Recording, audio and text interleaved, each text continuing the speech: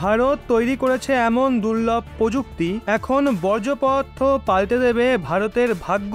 চোখের পলকেই দুনিয়ার সব বর্জ্য পদার্থ বদলে যাবে দুর্লভ সম্পদে। ভারতের এই টেকনিককে দেখে আশ্চর্য হয়ে গেছে পুরো জাপান। ভারতের এই টেকনিককে পাওয়ার জন্য পাগল হয়ে গেছে পুরো বিশ্ব। বন্ধুরা, ভারত কখন কি করে দেয় তা কেউ জানে না। ভারত যখনই কিছু করে পুরো বিশ্বতেই হইচই পড়ে যায়। ভারত এখন এমন এমন দুর্লভ টেকনিক বিকশিত করছে যার বিকল্প বিশ্বের আর কোথাও পাওয়া যাবে না। অন্যদিকে চীন, আমেরিকা, রাশিয়া এবং জাপান ভারতের ওপর নজর দিয়েই বসে আছে। তারা ভয় থাকে যেন তারা টেকনিকের দুনিয়ায় পিছনে না পড়ে যায়, ভারত টেকনিকের দুনিয়ার সম্রাট না হয়ে যায়। কিন্তু এদের যেটার ভয় থাকে সেটাই হয়। এই সময় ভারতের ক্ষমতা এতই বেড়ে গেছে যে আমেরিকাও হতবাক হয়ে গেছে, কারণ তাদের সুপার পাওয়ারের মুকুট এখন ভারতের মাথায় বসবে।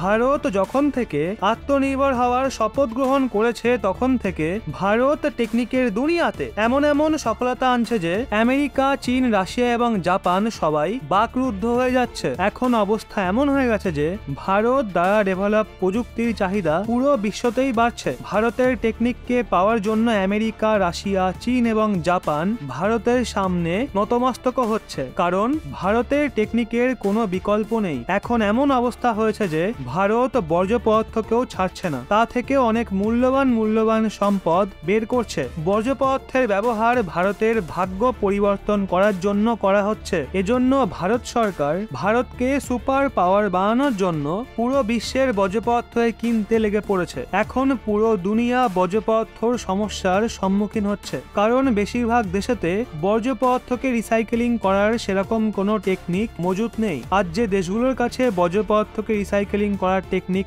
মজুত রয়েছে তাদেরও রিসাইকেলিং করতে অনেক খরচের সম্মুখীন হতে হয়। এই জন্য তারা কম পরিমাণ বর্জ্য পদার্থকে রিসাইকেলিং করতে পারে। যদি আপনি ভেবে থাকেন রিসাইকেলিং করলে বর্জ্য পদার্থ সম্পূর্ণভাবে শেষ হয়ে যাবে, তাহলে আপনি ভুল ভাবছেন। প্লাস্টিক বর্জ্য পদার্থকে সম্পূর্ণভাবে শেষ করার কোনো নতুন টেকনিক বিকশিত করতে হবে। কিন্তু ভারত এই কাজ করে পুরো বিশ্বকে আশ্চর্য করে দিয়েছে, যার বিষয়ে কেউ কখনো কল্পনাও করতে পারেনি, যেটা ভারত করে দেখিয়েছে। আসলে ভারত যেই টেকনিককে ডেভেলপ করেছে তার সাহায্যে প্লাস্টিক বর্জ্য পদার্থ থেকে খুব তাড়াতাড়ি মুক্তি পাওয়া যাবে, অর্থাৎ চোখের পলকেই সব বর্জ্য পদার্থ হাওয়া হয়ে যাবে। যেমনটা আমরা সবাই জানি যে গোটা বিশ্বই এখন প্লাস্টিক বর্জ্য পদার্থের জন্য সমস্যায় রয়েছে। প্রতিদিন প্লাস্টিক বর্জ্য পদার্থ কয়েক টন করে বেড়ে যাচ্ছে, কারণ পুরো বিশ্বতেই প্লাস্টিকের ব্যবহার খুব বেশি পরিমাণে হচ্ছে। অনেক দেশে প্লাস্টিক ব্যান করা সত্ত্বেও তারা প্লাস্টিকের ব্যবহার আগের তুলনায় বেশি করে করছে। আর যেভাবে বর্তমান সময়ে প্লাস্টিকের ব্যবহার করা হচ্ছে সেই হিসাবে সেই দিন আর বেশি দূরে নেই যখন পুরো বিশ্ব প্লাস্টিক বজ্রে ঢাকা পড়ে যাবে, যার জন্য মানব জীবন ক্ষতির সম্মুখীন হবে। এই জন্যই প্লাস্টিকের বেড়ে যাওয়া ব্যবহারের সাথে সাথে বিশ্ব ভীত হয়ে রয়েছে। কিন্তু ভারত এই সমস্যার সমাধান বের করে ফেলেছে, যার জন্য প্রতিদিন নির্গত হওয়া হাজার হাজার টন বর্জ্য পদার্থ দিয়ে ভারতের ভাগ্য পরিবর্তন করা যেতে পারে। আর এই প্লাস্টিক বর্জ্য থেকে ভারত ভালো মতো লাভও করতে পারবে। এই জন্যই ভারত দ্বারা ডেভেলপ এই টেকনিক পাওয়ার জন্য পুরো বিশ্ব অস্থির হয়ে আছে, কারণ এই টেকনিক এখনো পর্যন্ত কারো ভাগ্যে জোটেনি। সবচেয়ে আশ্চর্য করার মতো বিষয় হলো প্লাস্টিক ব্যবহারের কারণে পুরো দুনিয়াতেই খারাপ প্রভাব পড়ছে, কারণ প্লাস্টিক নন বায়োডিগ্রেডেবল হয়ে থাকে আর মাটির মধ্যে হাজার বছর পর্যন্ত যেমন ছিল তেমনই থাকে, মাটির সঙ্গে মিশে যায় না। এর সাথেই এক টন প্লাস্টিক বর্জ্য থেকে অন্তত প্রায় 10 লাখ ক্যারি ব্যাগ তৈরি হয়। আপনি এ থেকে ধারণা করতে পারছেন যে এটা কি পরিমাণে দুনিয়াকে প্রভাবিত করছে। যদি রিসাইকেলিং এর কথা বলা হয় তাহলে এই পদ্ধতিতে কেবল প্লাস্টিককে এক ফর্ম থেকে অন্য ফর্মে চেঞ্জ করা যেতে পারে, কিন্তু ভারত যে টেকনিক বিকশিত করেছে সেটা পৃথিবীর জন্য একটা বরদান। এর সাথে পুরো দুনিয়াতে রিসাইকেলিং এর আলাদা আলাদা মেথড রয়েছে, কিন্তু ভারত যে টেকনিক ডেভেলপ করে ফেলেছে তার কোনো তুলনাই নেই। আসলেই প্লাস্টিক বর্জ্য পদার্থের ব্যবহার ভারত সহ বিশ্বের সমস্ত দেশেই ইনফ্রাস্ট্রাকচারকে ডেভেলপ করতে কাজে লাগাতে পারে, আর এই কাজ সবার প্রথমে ভারত করে দেখিয়েছে। আসলে আইআইটি হায়দ্রাবাদের ছাত্ররা দেশের প্রথম 3D প্রিন্টেড ব্রিজ তৈরি করেছে। সবচেয়ে খুশির কথা হলো 3D প্রিন্টেড ব্রিজে কংক্রিটের প্লাস্টিকের বন্ডিং এর জন্য প্লাস্টিক বর্জ্যপদার্থের ব্যবহার করা হয়েছে 150 বছর পর্যন্ত টিকতে পারবে। এটাও একভাবে প্লাস্টিক রিসাইকেলিং টেকনিকই, কিন্তু এটা বেশি সস্তা এবং সুবিধাজনক। প্লাস্টিক কংক্রিটের সঙ্গে ব্যবহারের মাধ্যমে অনেক র ম্যাটেরিয়ালের প্রয়োজন সম্পূর্ণভাবে শেষ হয়ে যাবে, যাকে তৈরি করার জন্য অনেক ক্ষতিকারক কেমিক্যালের ব্যবহার করা হয়ে থাকে। প্লাস্টিক এবং কংক্রিটের এই মিক্সচার থেকে স্ট্রাকচার ফ্লেক্সিবিলিটিও পায়, আর এমন স্ট্রাকচারের ক্ষমতা অনেক গুণ বেড়ে যায়। এবং সবচেয়ে বিশেষ কথা হলো 3D প্রিন্টিং এর মাধ্যমে এমন স্ট্রাকচারকে ছোট লেভেলে এবং এমন জায়গাতে তৈরি করা যাবে যেখানে র ম্যাটেরিয়াল নিয়ে যেতে অনেক সমস্যার সম্মুখীন হতে হয়। IIT হায়দ্রাবাদ এবং সিম্পলি ফোর্স ক্রিয়েশন দুজনে মিলে এই টেকনোলজি ডেভেলপ করেছে। এরই সাথে ব্রিজের একটা প্রোটোটাইপও তৈরি করেছে।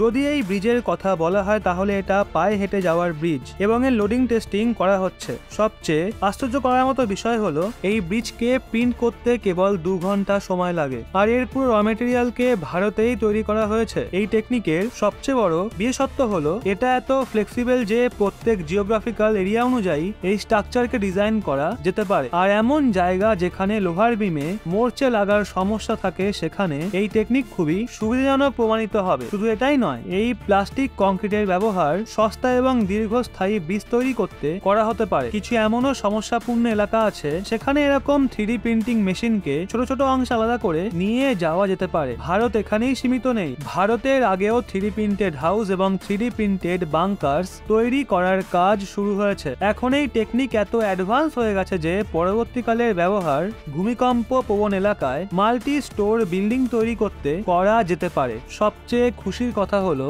এই টেকনিকের ক্ষমতার কারণে চীন পাকিস্তানের পায়ের তলার মাটি সরে গেছে, কারণ চীন পাকিস্তান সংলগ্ন সীমাতে এমন অনেক জায়গা রয়েছে যেখানে রোড ইনফ্রাস্ট্রাকচারের অভাব রয়েছে। এমন জায়গায় এই প্রযুক্তি বরদান প্রমাণ হচ্ছে।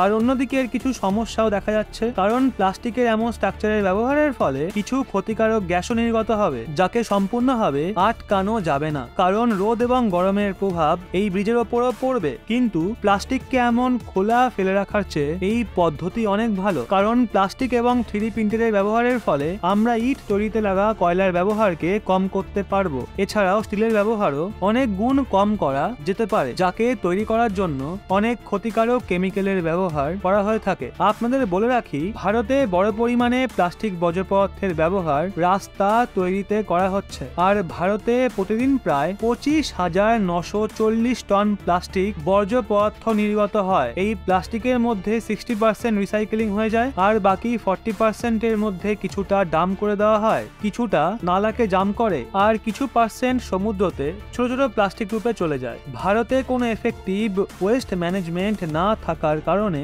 বেশিরভাগ বর্জ্য পদার্থ পচার জন্য ছেড়ে দেওয়া হয়, কারণ প্লাস্টিক ওয়েস্ট রিসাইকেলিং এর পুরো প্রসেস অনেক খরচ সম্পন্ন হয়। এজন্য প্লাস্টিককে রোড এবং ব্রিজ কনস্ট্রাকশনে ব্যবহার করলে রিসাইকেলিং এর একটা নতুন রূপ নিয়ে নেবে। দেখতে গেলে প্লাস্টিক বর্জ্য পদার্থ দিয়ে তৈরি হওয়া রাস্তা এবং ব্রিজ অনেক দীর্ঘস্থায়ী হয়, এজন্য মেইনটেনেন্স কস্ট অনেক কম হয়ে যাবে। ভারতীয় বিজ্ঞানীদের এই রিসার্চের জন্য পুরো দুনিয়ারই অনেক লাভ হবে। এজন্য পুরো বিশ্বতে ভারতের গুণগান করা হচ্ছে। রাশিয়া, চীন, আমেরিকা এবং জাপান ভারতের সামনে এ বিষয়ে মাথা নত করতে বাধ্য হচ্ছে। তো বন্ধুরা, আপনাদেরও ভারতীয় বিজ্ঞানীদের নিয়ে গর্ব করা উচিত। একজন ভারতীয় হিসাবে গর্বিত হলে কমেন্টে অবশ্যই একবার জয় হিন্দ লিখবেন, এবং ভিডিওটি ভালো লেগে থাকলে দয়া করে একটা লাইক করে প্রচুর পরিমাণে শেয়ার করবেন।